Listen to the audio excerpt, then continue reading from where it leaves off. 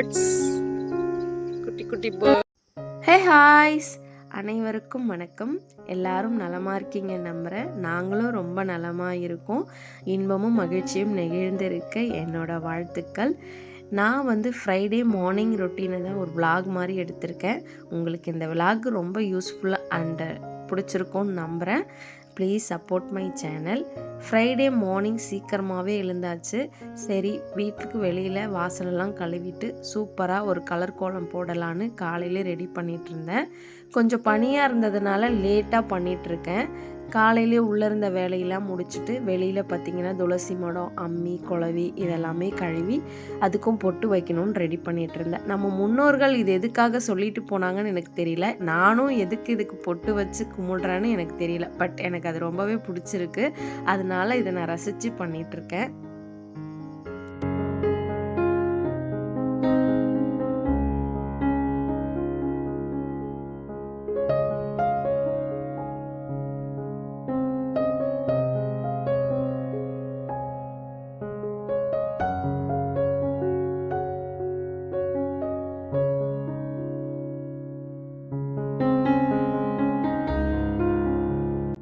என்னோடய ஃப்ரெண்ட்ஸ்லாம் கேட்பாங்க, நீ மட்டும் எப்படி வீட்டில் இவ்வளோ ஒர்க்கும் பண்ணுற, உனக்கு டயர்டாகவே இல்லையா அப்படின்னு. கண்டிப்பாக டயர்டாக தான் இருக்கும். ஒரு டைம்லாம் எனக்கு ரொம்ப டென்ஷன் ஆகும், என்ன நம்ம ஒர்க்கே பண்ணிகிட்டே இருக்கோமே அப்படின்ட்டு. அந்த டைமில் நான் என்ன பண்ணுவேன்னா, எனக்கு பிடிச்சமான வேலைகளை பண்ணுவேன். எனக்கு பிடிச்ச வேலை அப்படின்னா செடிங்க வளர்க்குறது, பூ அலங்காரம் பண்ணுறது. பூ அலங்காரம் மீன்ஸ் அந்த பொக்கே மாதிரி பண்ணுறது, கலர் கலராக பூவெல்லாம் பூக்கும் இல்லையா, அதெல்லாமே எடுத்து பண்ணுறது எனக்கு ரொம்பவே பிடிக்கும்.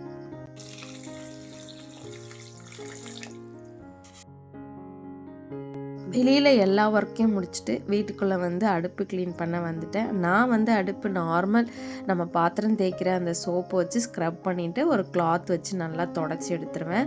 பார்க்கவே அழகாக இருக்கும். அடுப்புக்கு பக்கத்தில் எனக்கு குட்டி பிளான்ட் வைக்கணும்னு ஆசை. பட் என்ன பிளான்ட் வைக்கலாம் அப்படின்னு நான் பார்த்துட்ருக்கேன். எல்லோரும் நார்மலாக மணி பிளான்ட் வைப்பாங்க. பட் எங்கள் வீட்டு ஃபுல்லாகவே நிறைய மணி பிளான்ட் இருக்குது. பட் கிச்சனில் எந்த மாதிரி செடி வச்சா ரொம்ப அழகாக இருக்கும், கொஞ்சம் நல்லா லென்த் வரும், அது பார்க்க ப்ளசண்ட்டாக இருக்கும் அப்படின்னு நீங்கள் உங்களுக்கு தெரிஞ்சதுன்னா எனக்கு கமெண்ட் பண்ணுங்கள். நான் கூட எப்போயாவது வெளியில் ஆப்லலாம் பார்த்தா ட்ரெஸ்ஸு அந்த காஸ்டியூம்ஸ்லாம் பார்க்க மாட்டேன். நீங்களே பார்த்தா தெரியும், நான் ஒரே வளையல் ஒரே தோடு அப்படியே தான் மெயின்டைன் பண்ணுவேன். எனக்கு இந்த பிளான்ட்ஸ் வளர்க்குறது ரொம்பவே பிடிக்கும். எந்த மாதிரி செடியெல்லாம் வீட்டுக்குள்ளே வளர்க்கலாம், வெளியில் வளர்க்கலான்னு எனக்கு இன்னுமே தெரியல. உங்களுக்கு தெரிஞ்சால் ப்ளீஸ் கமெண்ட் பண்ணுங்கள். சாமிக்கு பொட்டு எல்லாமே வச்சுட்டு அதுக்கப்புறம் பூஜை பாத்திரத்துக்கும் பொட்டு எல்லாமே வச்சு அலங்காரம் பண்ணியாச்சு. சைட் பை சைடில் நான் சமையலையும் பார்க்கணும், குட்டி பசங்களையும் பார்த்துக்கணும். பருப்பு எல்லாமே கடைஞ்சிட்டு முள்ளங்கி அண்ட் வெங்காயம் போட்டு அது ஒரு பக்கம் கொதிச்சுட்டு இருந்தது. சாதமும் வெந்துட்டு இருந்தது. நான் முள்ளங்கி சாம்பார் எப்போவுமே இப்படி தான் வைப்பேன். வதக்கி வச்சா எனக்கு அது பிடிக்கல. இந்த மாதிரி வேக வச்சு சாம்பார் வைக்கும் போது சாம்பாரும் ரொம்ப மணமாக இருக்கும், சூப்பராகவும் இருக்கும். நீங்களும் ட்ரை பண்ணி பாருங்கள். லாஸ்ட்டாக தான் நான் தாளிப்பு ரெடி பண்ணுவேன். ஃபஸ்ட்டு பருப்பு கடைஞ்சி மிளகாய் பொடி, முள்ளங்கி, வெங்காயம் இதெல்லாமே போட்டுட்டு நல்லா கொதிக்க விட்டுருவேன். அதுக்கப்புறம் லாஸ்ட்டாக கொஞ்சம் புளி தண்ணி விட்டு ஒரு கொதி விட்டதுக்கப்புறமா கடுகு சீரகம் போட்டு தாளித்து இறக்க வேண்டியதான். இதுக்கு சைடிஷாக வெண்டைக்காய் ஃப்ரை தான் அன்றைக்கி ரெடி பண்ணிகிட்டு இருந்தேன்.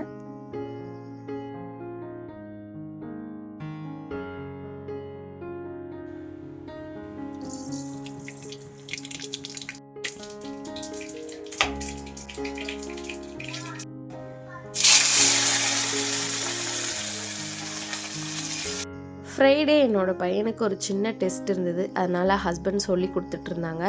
நேற்று நைட்டே அவனுக்கு சொல்லி கொடுத்தோம், தூக்கம் வருது அப்படின்னு சொல்லி தூங்கிட்டான். அவன் நல்லா ஏமாற்றுவான். அதுக்கப்புறம் நான் ஹஸ்பண்ட் செய்கிற வேலை தான் இந்த பூ வைக்கிறது எல்லாமே. கீழே உருளையெல்லாம் நான் அலங்காரம் பண்ணுவேன்.